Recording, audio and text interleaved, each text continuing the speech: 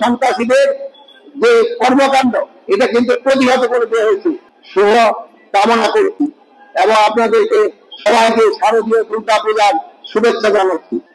আপনারা জানেন বাংলাদেশের ভিতর এই মানে সবচেয়ে বড়, এবং এখানে গতবারও আমি এসেছিলাম, এখানে সবসময় শান্তি শৃঙ্খলা ভাবে এই পূজা অনুষ্ঠিত হয়। আপনারা আরো জানেন এটা কিন্তু একটা ধর্মীয় অনুষ্ঠান, এটার কিন্তু পবিত্রতা রক্ষা করা আমাদের সবার দায়িত্ব। আপনারা সবাই এটার পবিত্রতা রক্ষা করবেন এবং এই ধর্মীয় ভাব গাম্ভীর্যের ভাবে যেন এটা সম্পাদন করা যায়, এটা আপনারা সবাই চেষ্টা করবেন। আরেকটা হলো এখানে পর্যাপ্ত সংখ্যক আইন শৃঙ্খলা বাহিনী নিয়োগ করা হয়েছে। এখানে পুলিশ আছেন, আনসার আছে, সশস্ত্র বাহিনী আছে, তারপরে আপনার মহিলাদের মন্ত্রণালয় থেকে আমাদের স্বেচ্ছাসেবক আছেন, সবচেয়ে বেশি আছেন আমাদের পূজা কমিটি স্বেচ্ছাসেবক।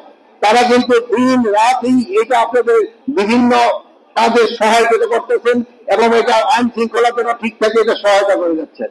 তবে আপনারা জানেন যে চিটাগাঙে স্পেশালি খাগড়াছড়ি এবং কুইমারাতে একটা ঘটনা ঘটছে। এই ঘটনাটা ঘটার উদ্দেশ্য ছিল যেন এই পূজাটা শান্তিপূর্ণ ভাবে যেন না হতে পারে।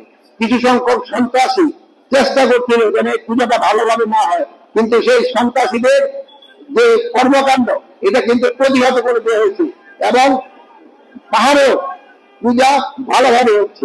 এই সন্ত্রাসীদের থেকে আপনারা সবাই চেষ্টা করবেন আমাদের এই পূজাটা যেন ভালোভাবে হতে পারে।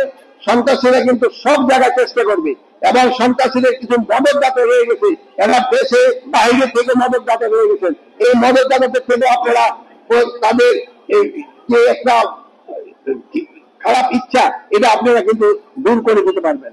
আর আপনারা সাংবাদিক হয়েরা আপনারা সবসময় সত্যি সংবাদ প্রচার করেন, সত্যি সংবাদ প্রচার করবেন, যেন কেউ যদি কোনো অসত্য সংবাদ দেয় ওটা যেন